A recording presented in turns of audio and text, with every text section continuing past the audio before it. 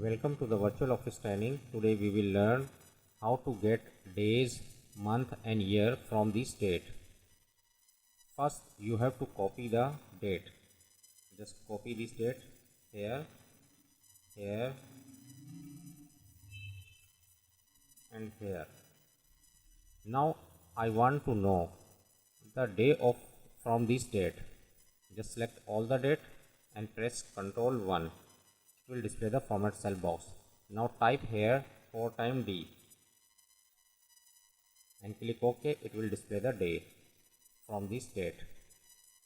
Now here I want to know the month from this date. Just select all the date and press Ctrl 1 and type here 4 times M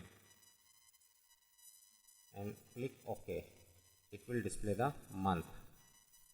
Now here I want to know the year from this date. Just select all the date and press Ctrl 1 and type here 4 times Y and click OK.